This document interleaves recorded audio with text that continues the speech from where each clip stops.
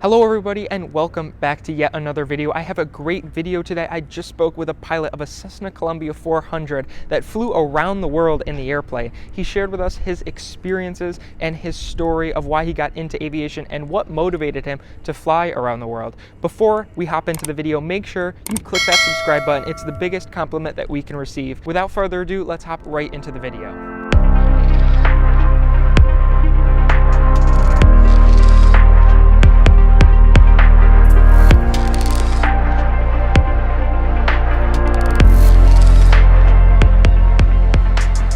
My name is Ravi Bansal. I am originally from India and I moved to United States in 1972. When I was in India, I was born on a small foothills of Himalayas. We used to fly paper planes because we were on a hillside, and it was always very exciting to see those planes fly for long distances, and I always dreamt about learning to fly and becoming a pilot someday. In India, that's really not very possible because it is quite expensive and we didn't have the kind of money. But I went to Georgia Institute of Technology. They had a flight school there for students and I joined that, and it was very inexpensive and I learned to fly. I got my pilot license in 1977. I finished my engineering and moved to Buffalo. As an engineer, we were not really making that kind of money, so we could afford to rent a plane and fly.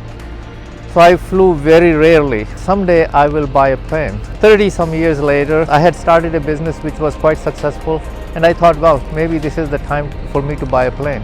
My older brother, he suggested that if I'm going to take that kind of risk and fly it around the world, maybe I should do it for some charity.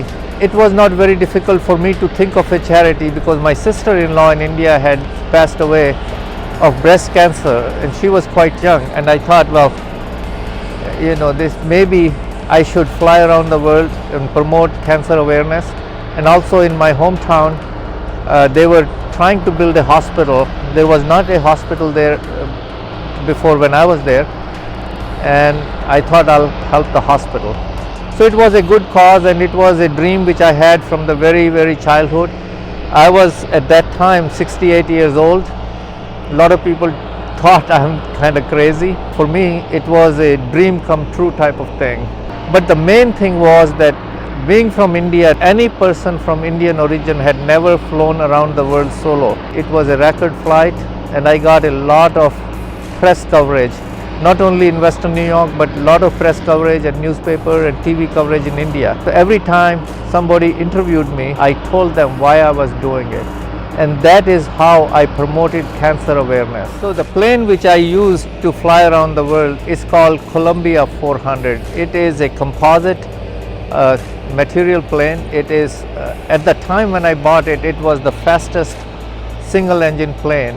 It could cruise at 237 knots at 25,000 feet. Again, 237 at 25,000 if you cruise it at full power. In practice, you'd never really do that. It has all the instrumentation for an IFR flight. The time when I bought it, at that time, Avidyne was the top of the line. So I have a Avidyne primarily flight display as well as a multi-function display. I have two GNS 430 Garmin. It's a non-pressurized plane. So if I fly anytime over 12,000 feet, I have to use oxygen, but I have built-in oxygen system. So it has enough oxygen to supply 4 people for maybe 15 hours. Okay, so Luke, if you want to fly around the world, there are 3 things involved. Obviously, the very first thing, there is a pilot. So what kind of skill the pilot should have?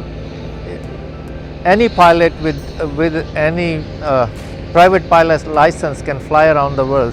However, in my mind, minimum requirement is they should be IFR trained. The second thing, obviously, you're going to be flying around the world for a long time. It's time zone changes, it's the food, it's all that. So physical, the pilot should have reasonably good physique. In my case, I was 68 years old. I have diabetes, I have high blood pressure, all those things. But as long as they are under control, it's okay. You don't have to be Arnold Schwarzenegger or anything. The third thing, obviously, is the courage. And if you're thinking about flying around the world, obviously you have the courage. When I talk about courage, I'm not talking about pilot's courage. It's the courage of the family. It is a dangerous thing to do. You're flying over water for long periods of time. It's a single engine plane, anything can happen. So your family has to be supportive and they have to have the courage to let you go. 90% of the work in flying around the world is the logistics. It's really, plane doesn't know where it is going, it's the same sky and it's the same earth. Flying is not the very difficult part. As long as you are a reasonably good pilot, it's good enough. These days there are many companies who provide that type of service for reasonable amount of money. So I suggest if you hire a logistics support company, they'll get you all your permits and get you going. So that's how you plan for it. If you want to learn more about Ravi and his journey across the world, then I'll put the link to his website in the description. If you enjoyed this video, be sure to click that subscribe button and drop a like so I know that you did enjoy. But until next time, I want you to stay current, stay proficient, and keep the blue side up. We'll see you in the next video.